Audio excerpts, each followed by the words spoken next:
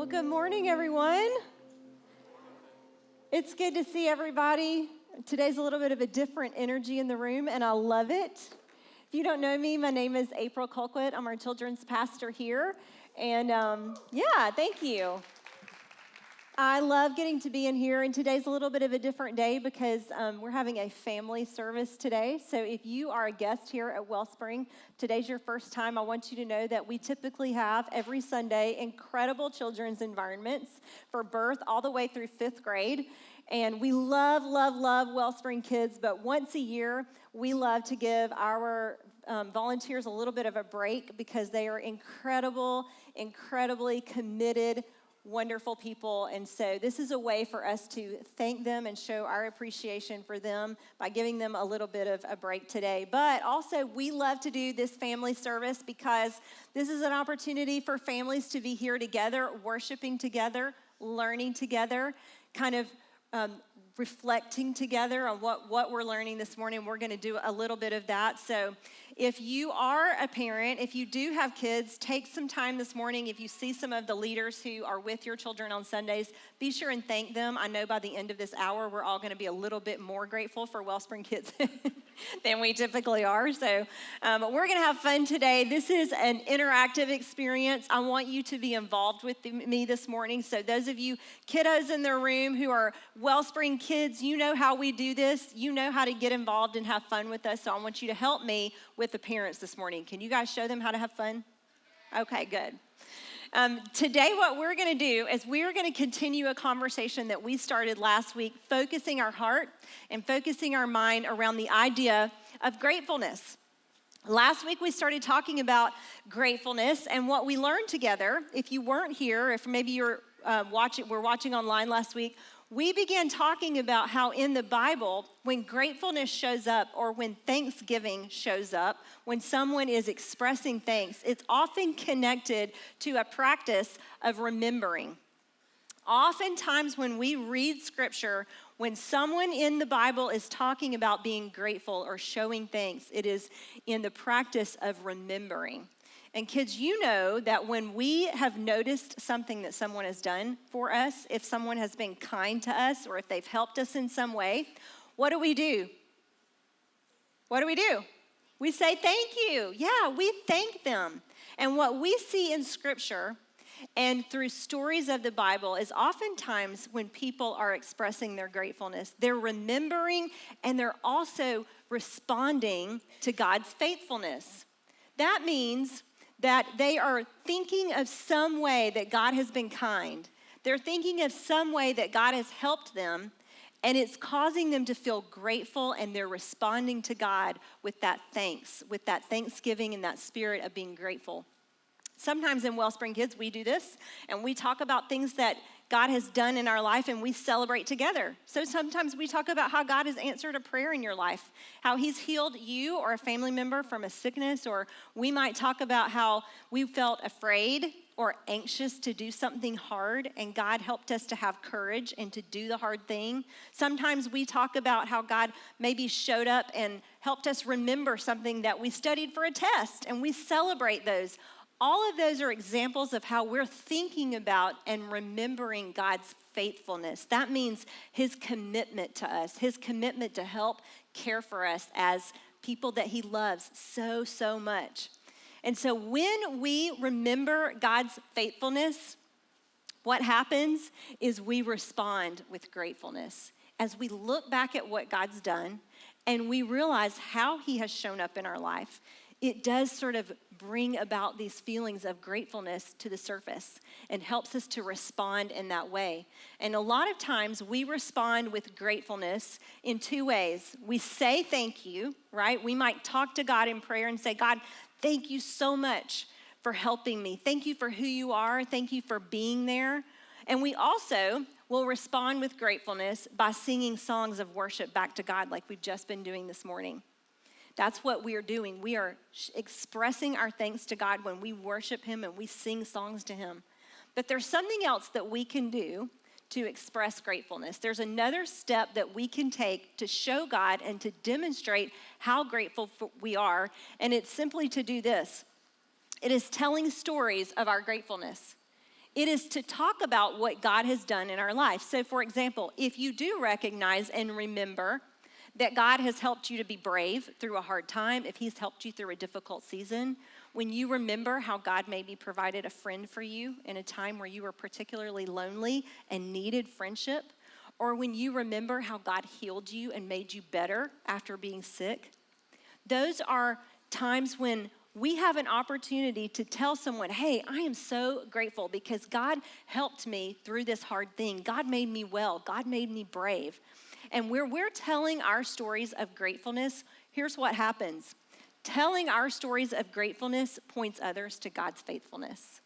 When we've gone to someone and we've said, I want to tell you something God did in my life, or I'm just so grateful because God did this, then it helps them learn about how good and faithful and loving our God truly is. So the next time they're going through something difficult in their life, when they find themselves in need, they might remember what we said, and it might prompt them to turn to God in their time of need. Last week, we looked at a story from the Old Testament in the book of Joshua, and I actually want us to revisit that story today. And I want to tell it for the kids who are in the room with us this morning so that they can learn it. And kids, you might be surprised to know that some of your parents might have forgotten this story already. And so we're going to learn it again together this morning. But I also want to point back to this story from the book of Joshua because it's a perfect illustration of how telling our stories of gratefulness point others to God's faithfulness and why it is so important and why he asked us to do it. And so as we tell this story today, I'm actually going to do this Wellspring Kids style. I've got some friends who are going to come out and join me on the stage this morning. I hope you're okay with that. Can you help me welcome them? You guys come on out.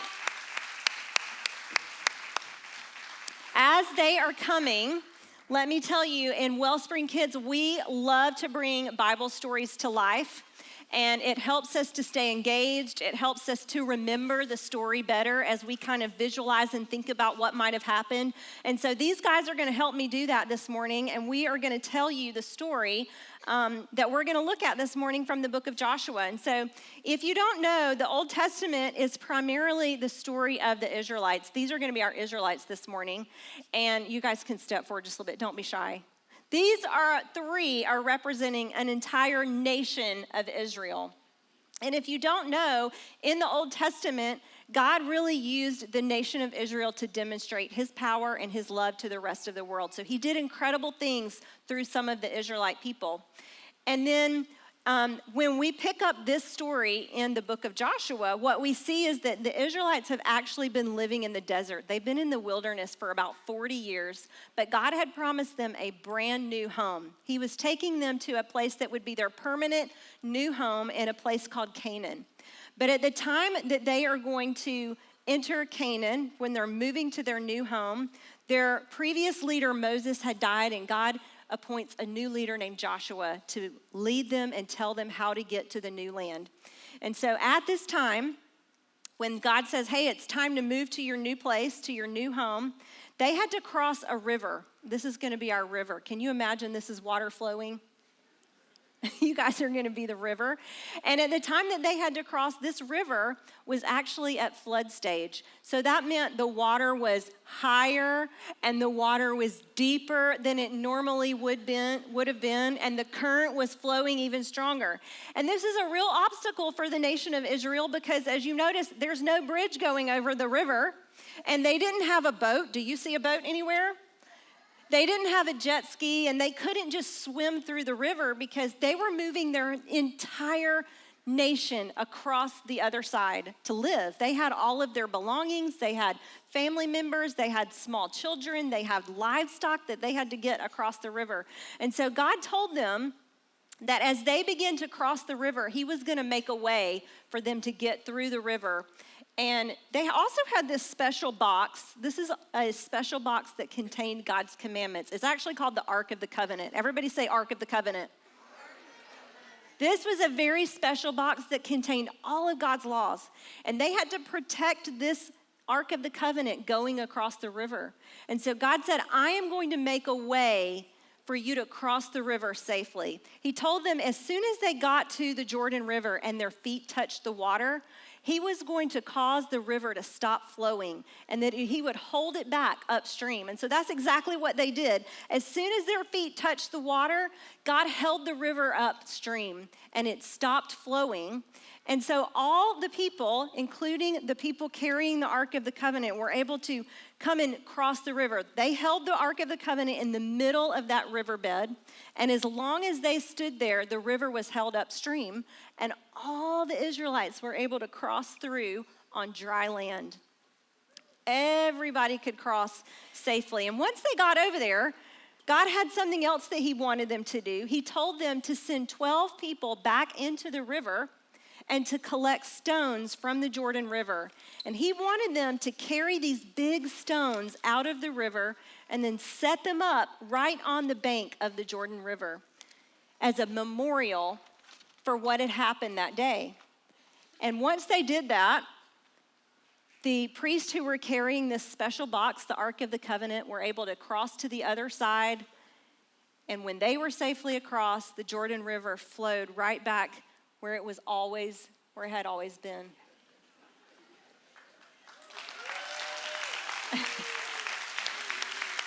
Can you guys help me thank them?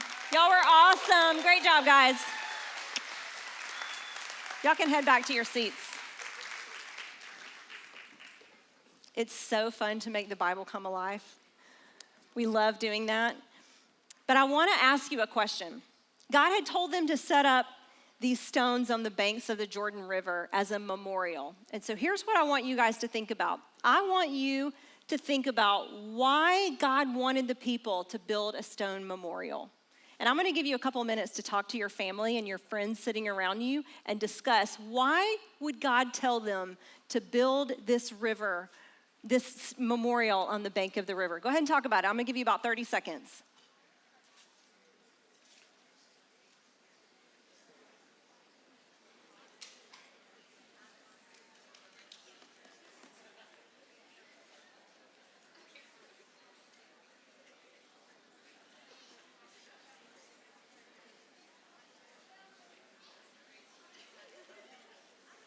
All right, did you guys come up with some answers?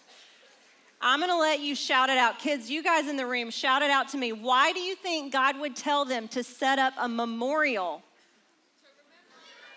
Yes, to remember. God did not want them to forget what had happened in the Jordan River that day. He had done something incredible. He had made the impossible possible and made a way for them to cross through on dry land, and he did not want them to forget. But there was another purpose for that memorial. I want to show you exactly what God told them about it. He said to them, in the future, your children will ask, what do these stones mean? And then you can tell them, this is where the Israelites crossed the Jordan on dry ground.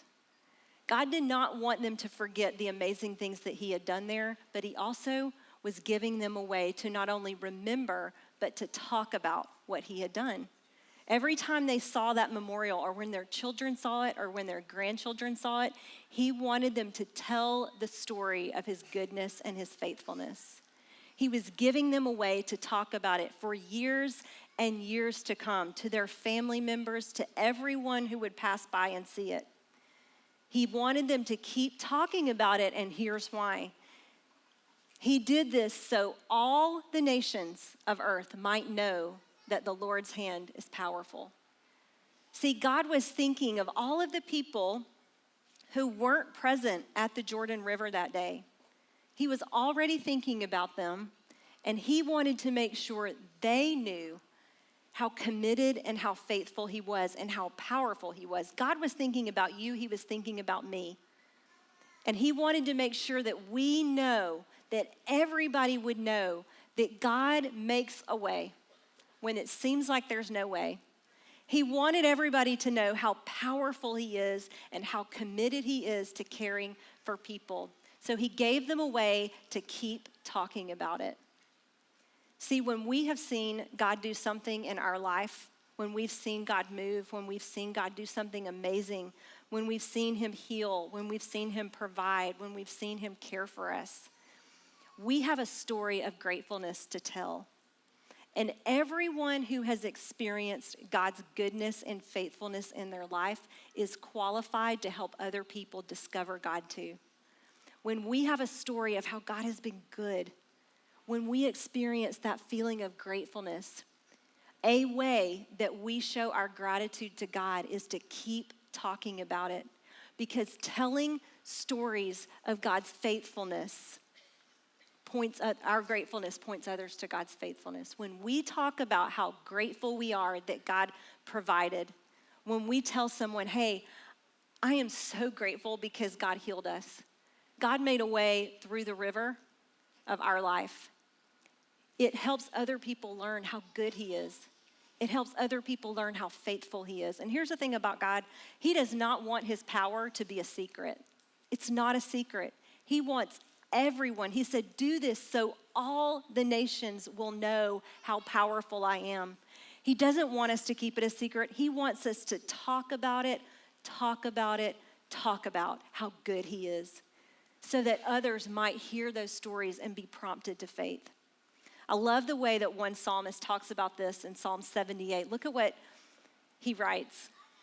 He says, we will not hide these truths from our children. We will tell the next generation about the glorious deeds of the Lord, about his power and his mighty wonders. This psalmist is so passionate about telling his family, about the next generation, what God has done. Think about that for a minute, parents. We cannot put a price on stories of our faith. It's priceless. And as we tell those stories to our children, as we tell those stories to grandchildren, to family members, even to friends, God is at work in those stories. And he's prompting other people to believe and to trust in who he is. And he can do the impossible. I would love for us, all of us who can read in the room, that is, I would love for you to read this with me. Can we just read this together and let these words sink in? Here we go. We will not hide these truths from our children. We will tell the next generation about the glorious deeds of the Lord, about his power and his mighty wonders. This is one reason I'm so grateful for this place, because we involve every generation in the stories of God's faithfulness. We are telling the stories. We are letting them be a part of it so that those stories sink into their heart, that they might believe and trust the power of the living God.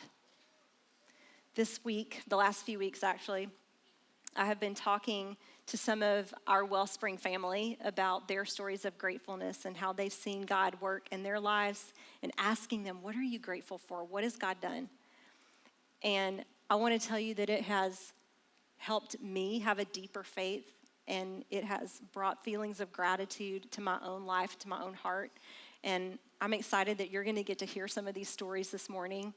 And as you listen to these stories, my hope is that it will remind you of some ways that God has been faithful in your life. And then I have a challenge for you this week. As you sit with your family, as you sit with your friends around Thanksgiving dinner, or just spend time with them this week, I want you to tell 3 people what God has done in your life. Tell 3 people, tell 3 stories, however you want to do it. I want you to tell 3 people a story of gratefulness, of how God has moved in your life and how you've seen him be real, how you've seen him be alive, how you've seen him care for you. God is so committed to caring for us. And as we tell those stories, it points other people to faithfulness. It points other people to who he is. So we're going to listen to these stories. And I know there might be a few of you in the room who haven't believed in God's faithfulness. You haven't experienced his power yet. And my prayer for you this morning is that as you hear these stories, it might inspire you to learn more about the living God. Let's check this out.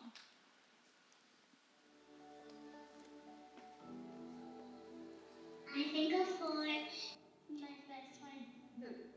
I'm grateful for my family, my friends, God, and Jesus. I'm thankful that we won the championship in tackle football on a pick 6 in overtime. I'm thankful for my mom and dad for adopting me. Person that I'm most grateful for because of what I have learned from them is Cece, our 10-year-old. She's just a great reminder of, like, calm down, like, it's all good. I'm grateful for summer. I love summer, and we do a lot of things because my birthday's in the summer, and I'm grateful for my parents taking me to the beach. We stayed in this beautiful hotel for my birthday. Without her, I would probably be even more high strung. So I'm very, very thankful. First person came to my mind was Keith Cooley. I'm really thankful for my friends and my family, and that I have the abilities to play soccer and football. I'm grateful that my husband has finally retired and we are spending more time at home together. I'm grateful for my mom, her strength that she's shown to me in my life has really. Oh man. My mom is kind of like my therapist. I can talk to her if something was bothering me or something.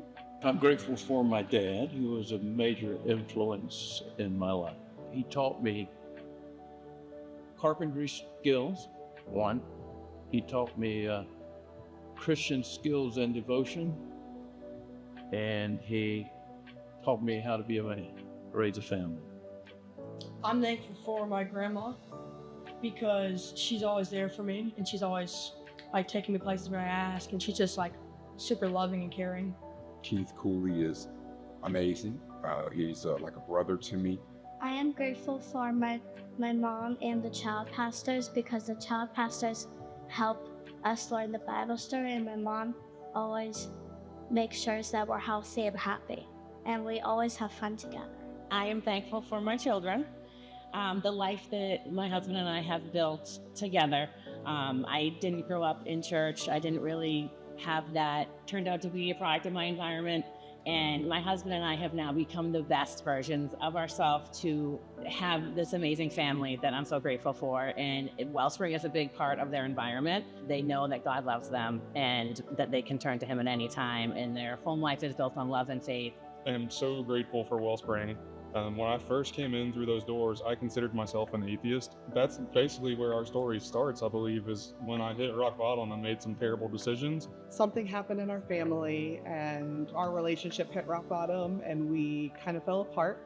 Lauren and Luke, our oldest, our 7-year-old, they started coming here to Wellspring.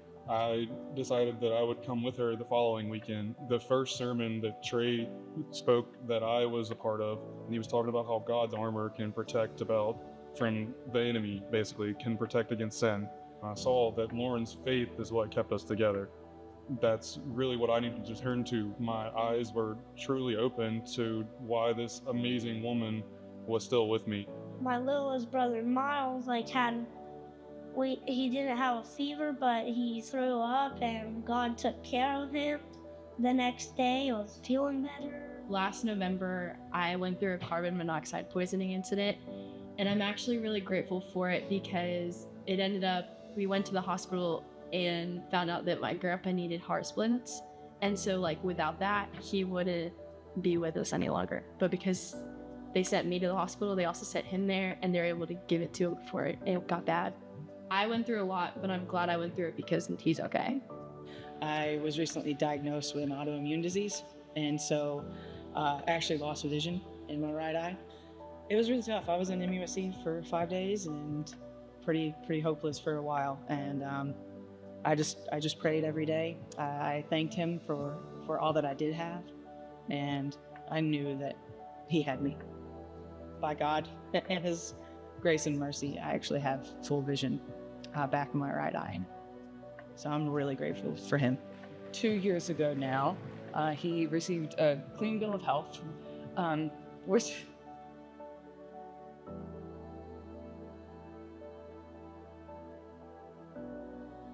Going through several years of health challenges and just not knowing what was up, what was down, and then call her the boss because she said, we're not doing this on an MUSC, and was, as far as health-wise, that was the best choice I could have made. Like she said 2 years ago, we got a clean bill of health, and best thing I can wish for. I'm actually really thankful for my church family here. On 9/11, 2001, I was a fireman in New York. I was asked to go to Ground Zero. Wednesday, I had to go to New York, and I have really hard time with emotionally, physically, mentally, every part of it. I was actually going toward Washington Bridge from New Jersey to New York, and I had a full-blown anxiety attack. I emailed April, called a friend Ron, and called a friend Dave, and within 10 minutes I had a phone call from Terry, an email back from April, Dave called me, Ron called me, and within 3 minutes after those conversations, I knew Jesus was with me. I had kind of a hard upbringing, and it didn't take until my adult life until I realized that I needed God in my life. And I was struggling for a long time. I was very lost and hurting, and all the shame that I carried around for so long. I feel like I was forgiven, redeemed, and made new, all because of him, and was able to be the person that I'm supposed to be. I think knowing that I couldn't do it by myself, you could call that the rock bottom, and I finally was like, I surrendered myself completely and was like, I cannot do this without you. Recently, we did just buy our first house, my husband and I. So that kind of was we've gone through a road of, having children and a family, and we both have been redeemed. Settling down and buying a house was kind of the last step to that. So we chose Myrtle Beach to put our roots in, and we bought a house, and, we're going to be here for a while. Hey, I've prayed to God sometimes where I hope my mom, my dad, and people are safe, and he's keeping that alive. There's no other explanation. God is just, I've just seen him move in my life. There's no other way for me to describe it than everything that I pour into with God, I just keep getting back. I don't know how to describe that, but it's just a type of love that you can't find anywhere else. I brought my dad back here to church because I really been thinking about God. I'm grateful for Jesus himself for giving me that strength to go through the process of that. I'm thankful for God because he just works with me. When there's a problem, he just helps me get through it. That's why he's called God. He's our Father. So he helps you work through the stuff that you really say, nope, I'm done. But he just keeps going with you.